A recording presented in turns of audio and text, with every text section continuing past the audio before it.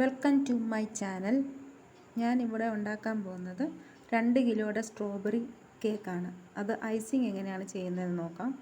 അതിന് വേണ്ടി 2 കിലോ കേക്കിന് വേണ്ടി 2.25 കപ്പ് വിപ്പിംഗ് ക്രീം എടുക്കുക. 2.25 കപ്പ് എടുക്കുക. അതിനുശേഷം നമ്മൾ ബീറ്റർ ഉപയോഗിച്ച് ബീറ്റ് ചെയ്യുക. ആദ്യം ഫസ്റ്റ് സ്പീഡ് കൊടുത്ത് ബീറ്റ് ചെയ്യുക.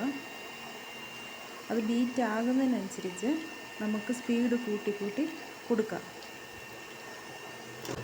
സെക്കൻഡ് സ്പീഡ് കൊടുക്കുക, തേർഡ് സ്പീഡ്, അങ്ങനെ സ്പീഡ് കൂട്ടുക. നല്ല സ്റ്റിഫ് ആകുന്നത് വരെ നമ്മൾ ബീറ്റ് ചെയ്യണം. സ്റ്റിഫായിക്കൊണ്ടിരിക്കുകയാണ്.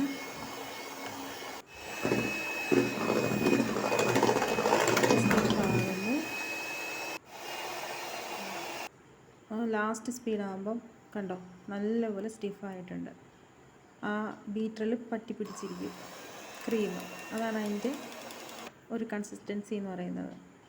അത് നല്ലതുപോലെ മിക്സ് ചെയ്യുക.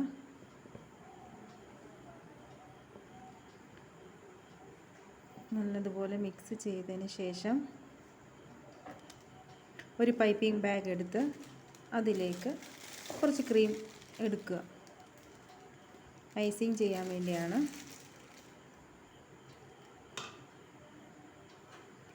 കേക്ക് നമ്മൾ ബോർഡിൽ എടുത്തിട്ട്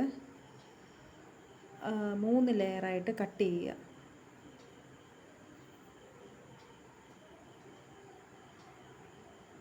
മൂന്ന് ലെയറായിട്ട് കട്ട് ചെയ്യുക. കണ്ടോ, ഇപ്പോൾ 3 ലെയറായിട്ട് നമ്മൾ കട്ട് ചെയ്തിട്ടുണ്ട്.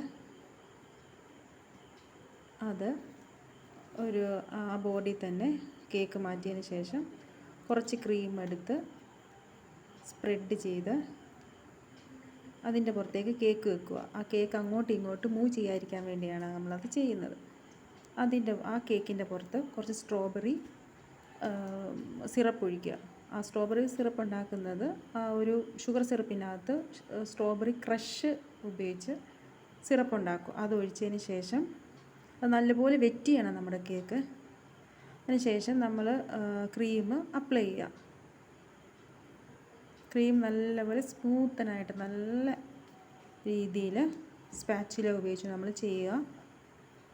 അതിൻ്റെ പുറത്തേക്ക് കുറച്ച് സ്ട്രോബെറി ക്രഷ് ഒഴിക്കുക. ടേസ്റ്റിന് വേണ്ടിയാണ്. സ്ട്രോബെറിയുടെ നല്ല ടേസ്റ്റ് ആയിരിക്കും ഇപ്പോൾ ചെയ്തത്. അതും നല്ലപോലെ സ്പ്രെഡ് ചെയ്ത് എല്ലായിടവും വരുന്ന രീതിയിൽ അതിൻ്റെ പുറത്തേക്ക് കുറച്ച് വൈറ്റ് ചോക്ലേറ്റ് ക്രഷ് ചെയ്ത് അതും അതിൻ്റെ പുറത്തേക്ക് ഇടുക. അതിനുശേഷം വീണ്ടും സെക്കൻഡ് ലെയർ കേക്ക് നമ്മൾ കട്ട് ചെയ്ത് വെച്ചിട്ടുണ്ടല്ലോ, അതിന് സെക്കൻഡ് ലെയർ വെക്കുക. ഇതേ പ്രോസസ്സ് തന്നെ. ആ സ്ട്രോബെറി സിറപ്പ് പുറത്ത് ഒഴിക്കുക. നല്ലപോലെ വെറ്റ് ചെയ്യണമെങ്കിൽ നല്ല സോഫ്റ്റ് ആകത്തുള്ളൂ കേക്ക്. വീണ്ടും ക്രീം അപ്ലൈ ചെയ്യുക. അതുപോലെ ആ പ്രോസസ്സ് നടത്തുക.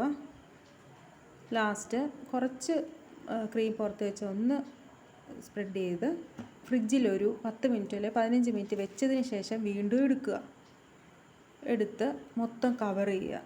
ക്രീം ഉപയോഗിച്ച് ഫുൾ കവർ ചെയ്യുക.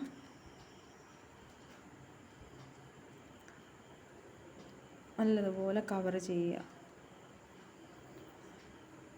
കവർ ചെയ്ത് സ്പാച്ചില ഉപയോഗിച്ചുകൊണ്ട് എല്ലായിടും സ്പ്രെഡ് ചെയ്യുക. നല്ല സ്മൂത്തനായിട്ട് ചെയ്യുക. ഇപ്പോൾ കണ്ടില്ല, നല്ല സ്മൂത്തനായിട്ട് ചെയ്തു. പിന്നെ നമുക്കൊരു ഡിസൈന് വേണ്ടി ഞാൻ എന്ത് ചെയ്തു, ആ ഒരു ക്രീമിനകത്തോട്ട് സ്ട്രോബെറി എസൻസ് ഒഴിച്ച് ചുറ്റിനും